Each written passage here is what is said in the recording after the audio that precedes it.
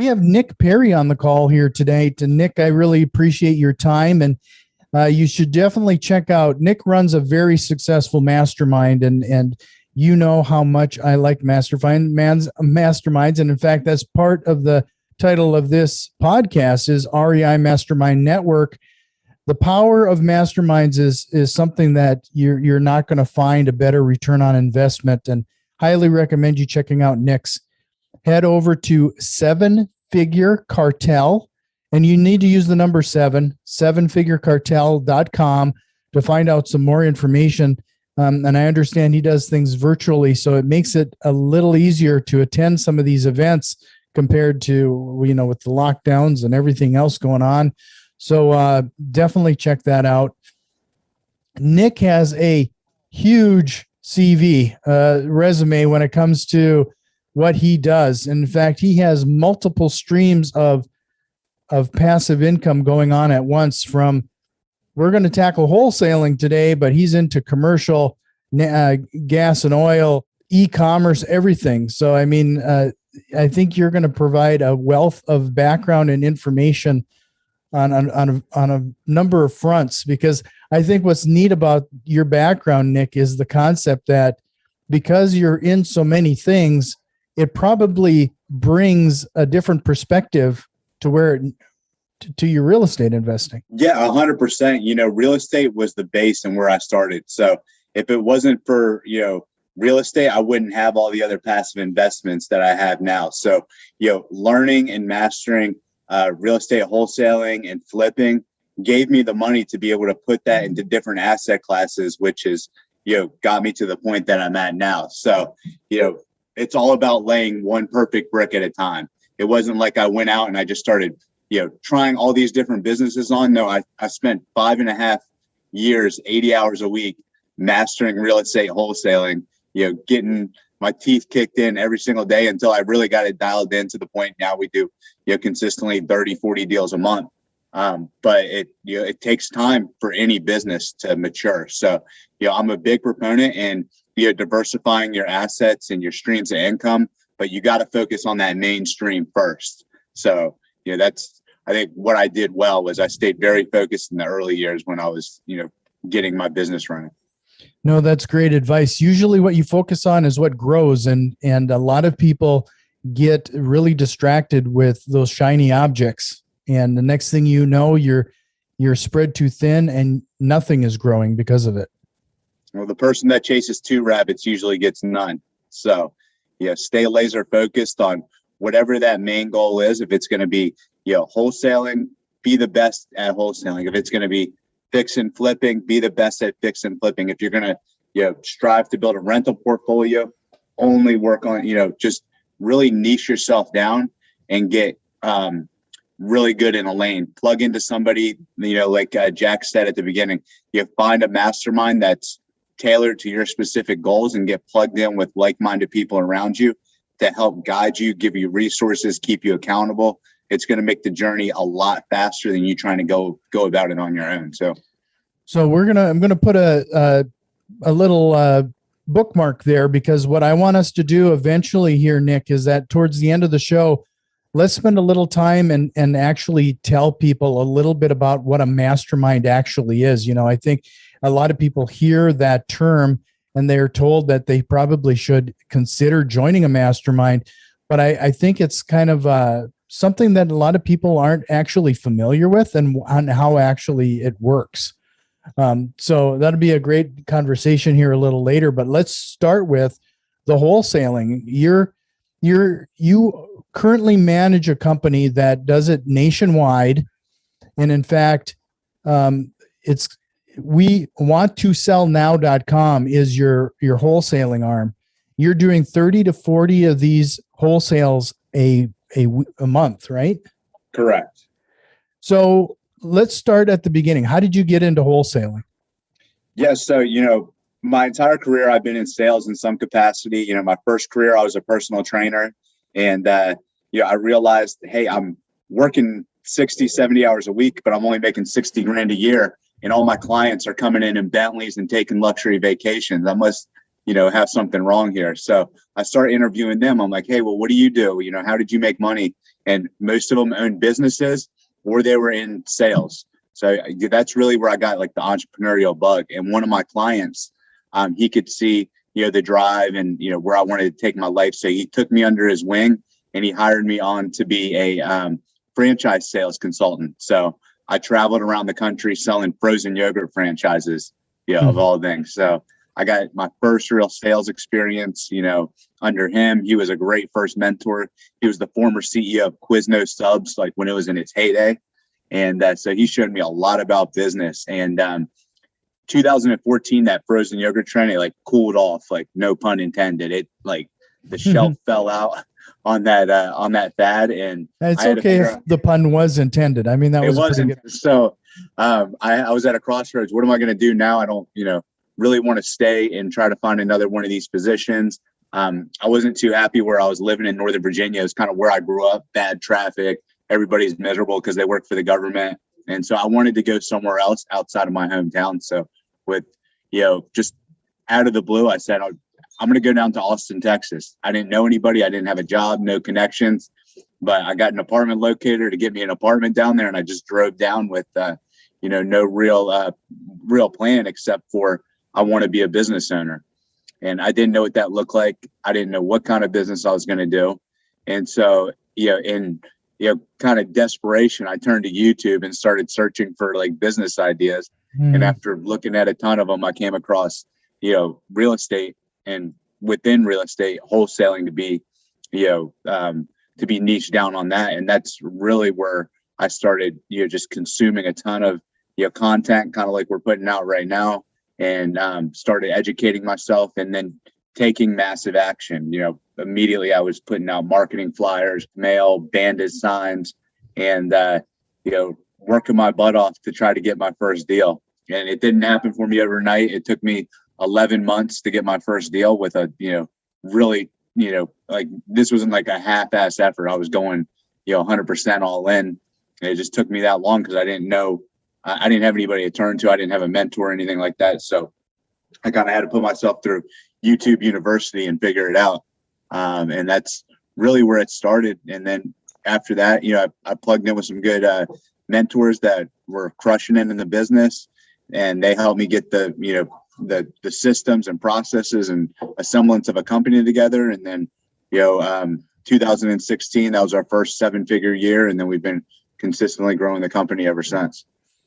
So how long did it take you, Len? You learned about wholesaling, you started studying up on it. You said you took immediate action, massive action.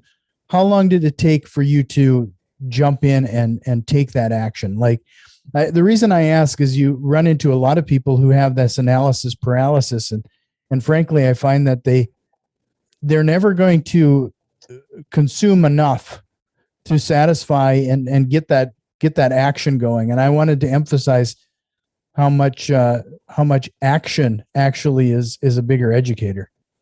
Yeah, I mean, probably after like one evening of watching YouTube videos, the next day I was going to FedEx office and getting postage, and I was handwriting letters. So I didn't wait. I knew that the first thing I needed to do was get the phone ringing. And how was I going to get the phone ringing? Back then they taught send out direct mail pieces. Right. And I didn't have money to get somebody to do that for me. So I had to sit there and handwrite them on my kitchen counter by myself. And now I haven't sent direct mail out in 6 years, but that's the way they were teaching back then. So I would do that. I would go to the dollar store and get like, the poster board that kids do their science projects with. And I would make bandit signs and go put them up. So, it was, it was definitely absolutely like awesome. Yeah. I didn't have any money at the time, so I was just doing what I had to do to try to get things going. No, that's absolutely awesome. The concept of how much you did with as little as possible. I mean, that's where most people have this get rich quick concept when it comes to wholesaling. I mean, that's what we've all been taught, or you hear a lot of podcasters, a lot of education, a lot of YouTube, get into real estate, no money down.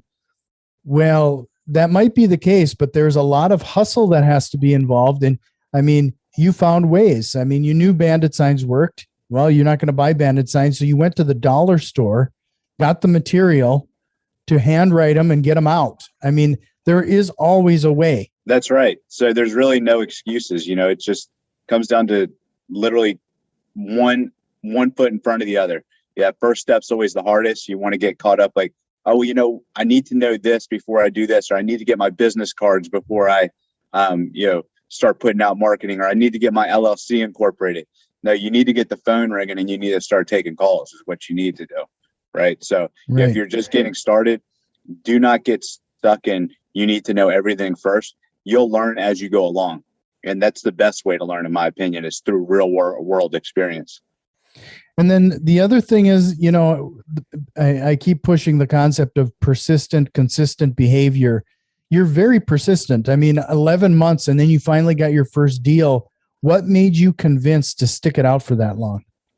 Well, it was, probably like month 7 of striking out on appointment after appointment after appointment. And I remember getting back and I didn't have AC in my car. It was like 110 degrees in the middle of August in Austin, Texas. And I get back and I'm at the house and I'm like, man, just really like kind of defeated. And I remember sitting there at my kitchen counter and I was like, should I just give this up? I already put all this money and energy and I put my heart and soul into it's not working out. And I thought to myself, I was like, look, there's another person that can do it, then I can do it too. And I didn't come this far to only come this far. So I'm not quitting. There's only 2 options. Either I'm going to become successful at this, or it's going to have to kill me. There was not an in between, and then that was it. That was the only time I thought about quitting. And that was the self-talk that I had with myself when, I was, at that breaking point. So this is also something that's really telling. Like you said, you took 11 months to get that first deal. How soon did the second deal come? Actually, not too long afterwards, because I took all the proceeds from my first deal. And then rather than me having to handwrite the letters myself, I took all those proceeds and put them into a fulfillment center that could do the mail for me. And I got a mass quantity of them. So I started generating calls, and then deal 2, 3, and 4 almost came back to back. So, I think, month 11, I got my first deal. I turned around, reinvested it. And by month, 13 or 14, I had 3 more deals after that. So how much of your mindset changed that would have impacted that quick turnaround as well? Like, I find that what happens is that once they do that first deal and they actually realize that it's possible, that's when things start to click and things just seem to come a little easier.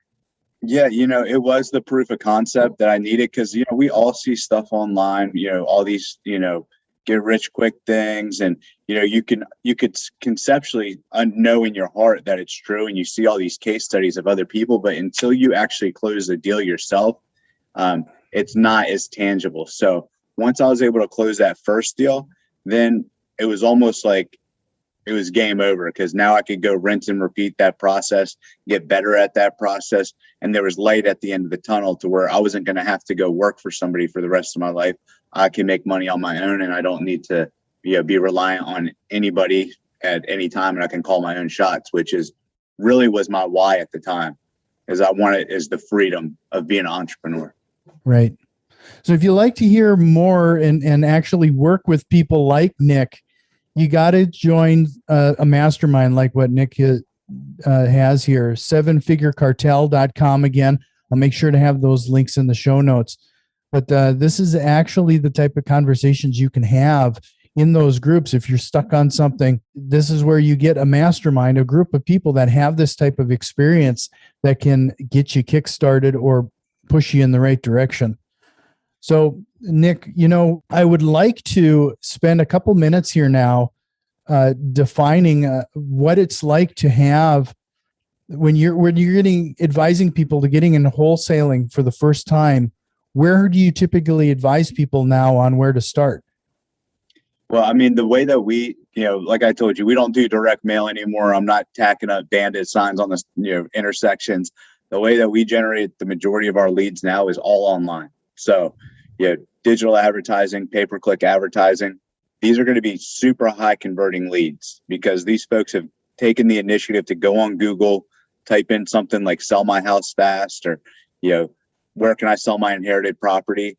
And then they come through to your website, fill out a form, and now they're sitting in front of you, basically raising their hand, asking for help. Mm-hmm. So that's my favorite way to tell people, to get started is to, first you got to have some sort of marketing budget.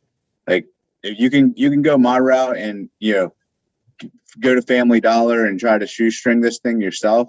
But my advice is to get plugged in with a good group mentorship, start going to some of the local, real estate investment meetings, learn, but then take immediate action. Go out there and, start putting out marketing, right? So my favorite thing is, learn, implement.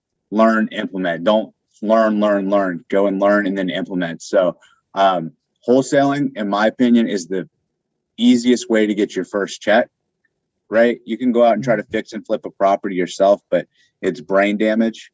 I would advise you just go get a property under contract, turn around, sell it to an investor, get a check. And then, from there, as you start to get more experience, you may want to take down a fix and flip, but real estate wholesaling is the easiest way to, start making the cash register ring as quickly as possible. No, you made me chuckle there because I've done quite a few fix and flips, and I don't think there could be anything outside of self-managing rentals that could be more frustrating. Yeah, it's not as glamorous as they make it look on HGTV. I promise you that. Yeah, you can't do it in 30 minutes or less, can you? No, unfortunately not. No. So let's talk about your mastermind for a moment. We talked about the importance of a mastermind or joining something like this. Let's fill people in on exactly what goes on at a mastermind. What would they typically expect? Yeah, so the great thing about a mastermind is you're coming to the table with like-minded people that are looking to accomplish similar goals to you. So there's masterminds literally for anything that you want to do, right? Think about it almost like a, really high level think tank or a super amazing college course, right? So I've spent over 750 grand in my career on masterminds. And that's what got me to this point, because once you go to a mastermind and you're around like-minded people, it allows you to share your ideas in your business and get constructive criticism from people that may be ahead of you or from coaches that have already been through what you've been through, to save yourself tons and tons of money, time, and energy. You can go try to figure out everything by yourself, but we all know that that's not the best way to do it. You might as well learn from people that have already done it and shortcut yourself all the labor pains in starting a business. So it's a cheat code to getting yourself set up properly without having to try to, figure everything out yourself. You can go to a mastermind and say, hey, this is what I'm doing in my business. This is what I'm doing for marketing. This is how I'm doing acquisitions. This is how I'm selling the properties. These are the vendors that I'm using. This is the software that I'm using. And you get somebody like, myself or, Jack or anybody that, may have been in this business a long time. They could say, look, I tried that, man. I would advise you probably switch and use this vendor, hire one more person here. And so they can get your business shaped up to do a lot, exponentially, more than you're doing now just by getting around the right people. Yeah, I think that's one of those things that's really kind of cool about a mastermind is being able to be in that room of like-minded individuals. You're drawing on all of that experience. And one of the taglines for this show is you can either put in 10,000 hours and be an expert, or leverage that investment that somebody's already been made, that someone's already made. And you have the floor for a period of time. You get to ask what's holding you up. If ask an opinion of this group and actually draw from all of this knowledge, all of this experience, it's actually, I hate to use the term, but it's frankly magical at what can be accomplished. I'm a byproduct of masterminds.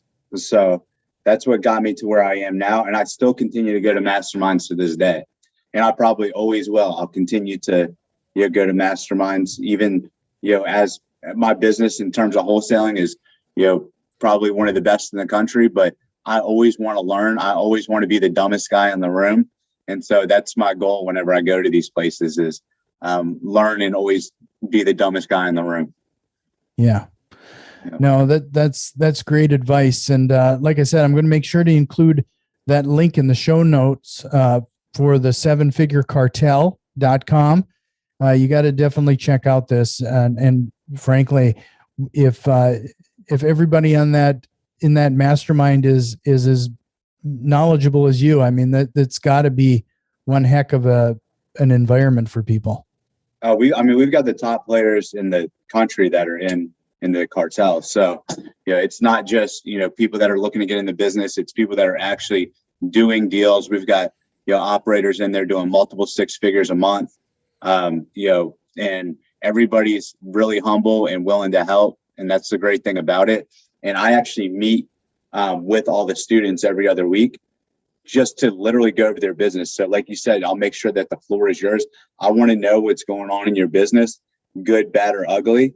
And we're going to fix whatever bottlenecks you have right there every couple of weeks. So you can just continue to break through challenges and you're not getting stuck on the same issues. So you're continually making just really rapid progress. So that's my thing is like hindsight is 2020. If I had all this knowledge back then, I wouldn't have had to spend, 6 years building my business. I could have probably done it in a year. So that's why I love doing this is just seeing the results that all the members are able to get from giving them the resources, opening up my Rolodex to them, helping them with just challenges that I've already gone through, and getting them through. It's the easy way to do business rather than trying to, figure it out all on your own.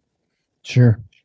Well, let's go back to wholesaling for a moment, because I wanted to give a few people some actionable things. And when you started wholesaling and now you're nationwide, would you say that people should typically start in their backyard? How should they start their wholesaling business? Yeah, I mean, if you're going to be doing things over the phone now with technology the way it is, you can do this virtually, right?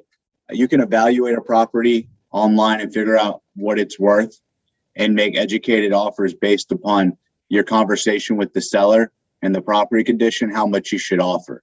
And then additionally, we're able to collect photos and media from the seller or we'll send somebody out to go get photos and media for us. And as long as you can find a buyer on the back end, which I teach, all the students how to do very easily, then you don't have to physically see the properties. So with that being said, you don't have to be limited. If you're listening to this and maybe you're in a smaller town or, you want to live in, Cabo San Lucas all year, that's very possible. You can do those kind of things with real estate and wholesaling. The game's evolved with everybody being on DocuSign and things like that. It's a completely different ball game than it was when I first came into it. When I first came into it, I had to go to my backyard because we just didn't have the right technology yet. But since about 2016, 2017, you can do this from anywhere in the world. So don't let geography be a limiting factor. Now, I think you should learn real estate in your local market, but I mean, I do this all over the country. If I had to do it all over again, I would have just started nationwide. Oh, really? Yeah. You're probably one of the first people who've said that, to jump head first into nationwide versus focusing on a couple markets. Yeah. I mean, we figured out all the complexities to, evaluating property nationwide, selling property nationwide, being able to control the sales process all the way through, working with the title companies. So I don't really, see a reason why I would ever switch back to doing my home market. Like my office is headquartered in Austin, Texas, but I do deals all over the country, right? The reason I went nationwide was because Austin was a very challenging market for wholesale. Like real estate developers do really well there, but it's a tough real estate wholesale market. You end up having to spend a lot of money to get a deal there. So I started going to neighboring cities like San Antonio and Houston, and I was doing well, but I couldn't be in all those cities at once. So I had to start doing everything over the phone. And then once I mastered over the phone, I was like, well, why am I geographically limiting myself to Texas? Literally anywhere in the country. So Sure. So, you talked about now that you're all across the country like you are, how has it been to build up your buyers list across the country? yeah, so we have a huge buyers list. We probably have the largest repository of buyers in the United States, just because from going to masterminds, I would go and I would barter buyers lists from people all over the country. Oh, that's a good idea. Huge help. Additionally, like I went and scraped all of the realtors' contact information off realtor.com and Zillow.com. And we lean on realtors a lot of times. They're great resources. Realtors and investors, it seems like we got this like friction between us. But if you can effectively communicate and work with realtors, they're going to bring you those cash buyers that you're not going to get on a buyer's list, and they're going to pay more, right? Because they have that doctor or lawyer that wants a couple rentals a year, or they want to do a fix and flip every now and then. And they're going to give you that person that's going to pay higher than your seasoned fix and flip investor who's going to try to beat you up and get you at 80 cents, minus repairs, or 70 cents minus repairs. So we lean on realtors heavily in markets that we don't have, an established, presence of buyers. So to do that scraping today, do you typically hire somebody off of Fiverr, or do you have some sort of software that takes care of it? Fiverr or Upwork, you can get people that can write a Python code for you and just get them doing all the scraping. When I was doing it heavily at one time, I think I had like 4 or 5 laptops running in my office, all running script. Because I didn't want it to take 6 months. I want it to be done in 3 weeks. So right. Yeah, that's awesome. So, I just realized we're closing in a half an hour here. But I wanted to remind everybody one more time, head over to 7-Figure Cartel, check out that mastermind. But before I let you go, Nick, what's one question you wished I would have asked you here today? One question I wished you would have asked me would have been, what do you think is the what's the hardest part of being an entrepreneur? Okay. What's the hardest part of being an entrepreneur? It's all in between your ears, right? So, I could sit here and I can give you all the tools, all the resources, literally give you my phone with all my contacts in it, teach you everything down to everything that I know. But it comes down to, how do you operate under pressure? What's your mindset like? Because it doesn't matter how much you know, it's about how well your mind is conditioned. So how good, it's the intangibles that are going to make you a great business owner. How well can you lead people and communicate and, give, guidance to others? Because eventually, if you guys are going to try to take this business to be in a multiple 7-figure a year, you're not doing it on your own.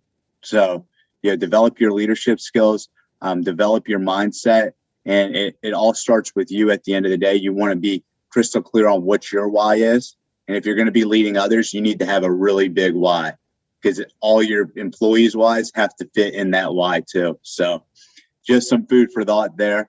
I think the hardest part of being a business owner is really just the mindset and making sure that you can operate well under pressure. Well, I think that's a great way to end this. I really appreciate your time, Nick. You're always welcome back. I hope you'll join me again, and we'll see you next time. Yeah, thanks for having me, Jack.